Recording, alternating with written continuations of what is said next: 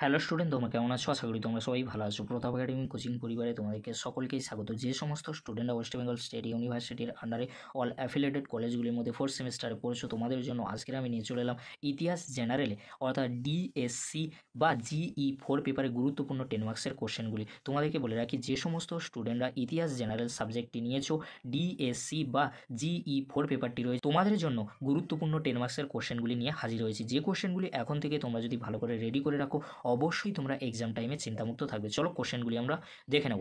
First question, ইংরেজ east India কোম্পানির সঙ্গে সিরাজউদ্দৌলা বিরোধের কারণগুলি কী ছিল? এই সংঘর্ষের ফলাফল কী ছিল? এই কোশ্চেনটি অনেক সময় ঘুরিয়ে আসতে পারে। পলাশী যুদ্ধের কারণ ও ফলাফল আলোচনা করো। কোশ্চেনটি 10 মার্কসের জন্য অত্যন্ত গুরুত্বপূর্ণ। এই কোশ্চেনটি এক্সামে আসার সম্ভাবনা প্রবল রয়েছে। নেক্সট কোশ্চেন কী রয়েছে তোমরা এখানে, ঊনবিংশ শতকে বাংলার সামাজিক ও ধর্মীয় সংস্কার আন্দোলনে রাজা রামমোহন রায়ের অবদান মূল্যায়ন করো। এর সাথে তোমরা বিদ্যাসাগরের অবদানটি দেখে যেতে পারো, কারণ বিদ্যাসাগরও গুরুত্বপূর্ণ রয়েছে। বিদ্যাসাগর তোমরা সাপোর্টিং কোশ্চেন হিসেবে দেখে যাবে। রাজা রামমোহন অত্যন্ত গুরুত্বপূর্ণ। এই দুটি কোশ্চেনের মধ্যে একটি কোশ্চেন 10 মার্কসের জন্য আসার সম্ভাবনা প্রবল রয়েছে। নেক্সট কোশ্চেন কী রয়েছে তোমরা এখানে, 1947 সালে ভারত বিভাজন কি অনিবার্য ছিল? কোশ্চেনটি 10 মার্কসের জন্য অত্যন্ত গুরুত্বপূর্ণ। এই কোশ্চেনটি এক্সামে আসার সম্ভাবনা প্রবল রয়েছে। নেক্সট কোশ্চেন কী রয়েছে তোমরা দেখে নাও, মুর্শিদ কুলি খাঁ ভূমি রাজস্ব ব্যবস্থার প্রধান বৈশিষ্ট্যগুলি কী ছিল তা আলোচনা করো। কোশ্চেনটি 10 মার্কসের জন্য অত্যন্ত গুরুত্বপূর্ণ।